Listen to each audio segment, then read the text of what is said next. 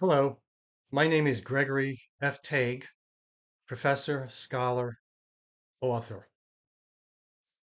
In 2021, Nick Zangwill published an essay called Our Moral Duty to Eat Meat, which appeared in the Journal of the American Philosophical Association, Volume 7, Number 3. In response, I published Is There Moral Justification to Eat Meat? That appears in the online journal The Ecological Citizen. January 2023, Volume 6, Number 1. This talk draws from my Ecological Citizen article but includes unpublished material. For the sake of time, I won't cite all sources today but can provide them upon request. Generally, see my book, The Vegan Evolution, for many peer-reviewed sources. In answering the question, is there moral justification to eat meat? Zangwill would say yes. Contrary to his injunction, humans distance themselves from other animals to justify harms to them, which includes raising animals as food.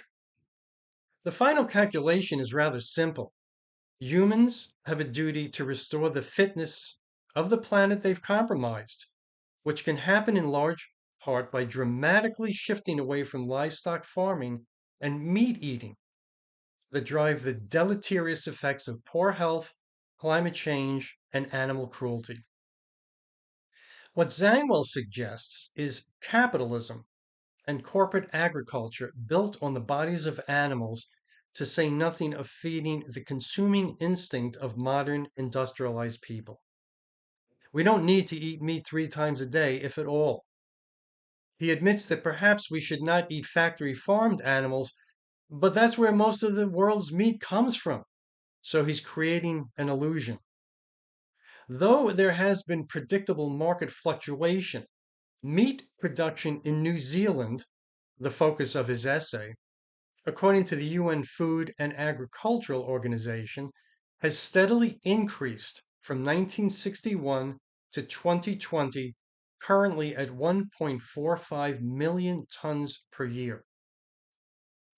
He prefers to eat animals who are supposedly happy and free-ranged, but that's not going to feed the already 8 billion human stomachs. Besides, as Alice Crary and Laurie Gruen point out, labels like free range, grass fed, etc., are mostly advertising gimmicks. His argument is a recreation of what life was like in pre industrial times, and still is among some developing nations or hunter gatherers, but most of the meat consuming world resides in areas spanning Asia, Europe, and the Americas. The corporate meat industry is driven by profit motive, not ethics. Philosopher Michael Paul Nelson, working with ecologists, says most people abstractly attribute worth to nature, but don't express that value in their daily lives. Conservation and preservation problems require an animal-friendly train of thought, requiring moral solutions. Most well-fed industrialized humans, on the contrary, yearly breed and then kill billions of animals for consumption. That's not sustainable, but somehow culturally accepted. It's also somewhat strangely anthropomorphic to claim that animals penned in a range simply to be fed and killed as human food are happy. Admittedly, the debate about animal lives and meat eating is complex, but registers public issues in the minds of some thinkers. According to Alice Crary and Laurie Gruen, we've reached what they call an animal crisis that is difficult to disconnect from many social ills against people of color and women, perpetuated through capitalist systems of oppression. There is no moral obligation to eat meat any more than a moral obligation to mass produce guns or mine fossil fuels to excess when there are nonviolent and healthier alternatives. Zangwill says that in New Zealand, sheep graze outdoors and lead good lives, therefore we should eat them. If the sheep are content, as he says, one hardly imagines that the young creature wants to die and end up as a cooked meal. She wants to stay happy, not dead by that reasoning. The free-range sheep Zangwill prizes graze pastures and grasslands that store carbon. They emit lots of climate-dangerous methane gas, to say nothing of the silage or other supplements with which they are fattened, in turn leading to food and water waste. This practice is not sustainable use of land. If world populations shifted to a plant-based diet, we'd significantly reduce land use for agriculture to feed cattle that could be better utilized for rewilding, carbon sequestration, reforestation, etc. Research shows that indigenous people managing forest wildlife are true environmentalists, not corporate entities or animal farmers who deforest prime areas for grazing. Although we cannot assume land repurposed away from animal agriculture will become ecological, those territories will surely be more environmentally beneficial, as there have been reasonable arguments for rewilding. Zangwill's logic is that free-range meat justifies itself as food, but this is misleading. Others might say there's a difference between eating meat and harming animals, but the two cannot be separated since meat comes from animals, not the supermarket. About 1/5 of the Earth's biomass is livestock, populating lots of land. So following Zangwill's reasoning, we'd have to set aside yet more grazing space for additional methane-producing ruminant animals designated free range. Such livestock farming, as Sophie Ledger et al. Point out, presents a threat to biodiversity and is not sustainable. Zangwill continues to repeat that animals exist and flourish only because we can and should eat them. It's difficult to see how he can literally say that kindness toward animals is when a hungry human kills, sometimes not without pain, he admits, a healthy animal in the prime of her life. The non-human life worth living in this estimation is one that fills the human belly.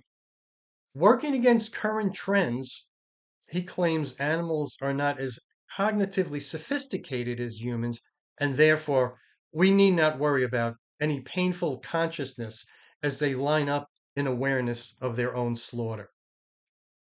Contrary to Zangwill, our moral obligation is to work with animals, especially those of forests, wetlands, grasslands, deserts, and oceans, since they are purveyors of clean air and water for a healthy planet. As political philosopher Dinesh Wadawal has termed it, modern humans are in a relentless war of violence against animals in attempts to exert physical sovereignty and psychological domination over them. And this includes farming them as food. No species is exceptional. Populations have evolved unique adaptations to survive, among others, in a mutually shared ecosystem, locally and in a larger biome. This is true of hunter-gatherers, but not industrialized humans. The fraudulent idea of human exceptionalism has led to mass extinction, ecosystem destruction, and consequently, climate change. Meat consumption is expected to increase, so Zangwill is not helping the environment or human health by justifying environmental degradation. Zangwill disrespects laws for animal welfare or for animal rights. As has been shown, meat eaters engage in deliberate cognitive and emotional dissonance about the feelings and minds of food animals. Mammals express emotions, experience inner feelings, and possess advanced mental states, as recent work reveals. Companion animals, as personalized beings, though, seem spared most of the unkind treatment heaped on food animals. an exception to how humans harmfully treat animals or their habitats. This rampant abuse keeps human bodies at an elevated distance from their own physical mortality as they control the lives in death of other non-human beings. We can suspend disgust emotions about animal slaughter and see them simply as a small piece of meat that is sanitized with spices in cooking. It's not a life, it's a commodity, an unfeeling instrument for human pleasure. We justify this killing by claiming it brings us life. Meantime, consider the near vegan silverback mountain gorilla, who is all powerful from eating leaves. Animal farms of all sizes produce meat for profit by rearing livestock who are electrically stunned, sometimes several times, at the point of death to have their throats slit, and then their corpses are mutilated for butchering and packaging. Being killed is not necessarily painless or humane, and there is no nice way to eat meat, declares Jeff McMahon. Aside from ethical veganism as a moral duty toward animals, a more palatable approach, according to Brian McElvena et al., is to reduce but not eliminate meat consumption. Certainly not without merit, such solutions do not address the question posed in the title of my Ecological Citizen essay. Is there moral justification to eat meat? The McElvena authors mandate how much meat one can eat, a directive that will be met with resistance from corporate animal agriculture and meat lovers, as opposed to an individual who makes an ethical decision not to harm animals by farming and then eating them as meat. As ecological citizens, we have a duty in answering many questions, especially, is there moral justification to eat meat? We need to make an informed choice about the origin of our proteins by not eating animal flesh, which is ecologically inefficient. That judgment is connected to other issues concerning the environment and health. In sum, Nick Zangwill represents people adamant about consuming meat and who want to justify eating animals as property possession, something earned, like hunters of yore. Animals conveniently belong to this group. The ramifications of this ideology are negative: increased damage to human health and the environment, including savage animal suffering. Zangwill's claims might have made sense in the 17th century, along with Descartes' false ideas about the feelings and intelligence of non-human creatures or his practices of vivisection. Now, any argument promoting meat eating is irrational, given what we know about animal sentience and sapience, the ills of meat consumption to human health, the spread of zoonotic diseases, the wastefulness of feed and water on farm animals, and the ruin of plains, forests, or ecosystems from animal agriculture. Zangwill's perspective looks to the distant past that must be overcome as we reach to the future. We confront such moral irresponsibility about environmental catastrophe that researchers are now documenting what they call climate anxiety. Happiness is not a planet warmed and plumped by animal agriculture. Rather than raising animals to be wastefully massacred as human food, they should be granted sovereignty of place in their wild habitats. In some locales, we should learn to live alongside of them with equality, since they ably function as ecosystem engineers, sustaining forests, grasslands, wetlands, oceans, and even the atmosphere. Thus, positive change should come from cultural shifts in ethical attitudes that value any ecosystem's animal biodiversity to ensure Earth's future. Our moral duty is not to eat animal meat, but to respect their lives, since in the wild they have been the caretakers of planet Earth. Thank you for listening. My name is Gregory F. Tague.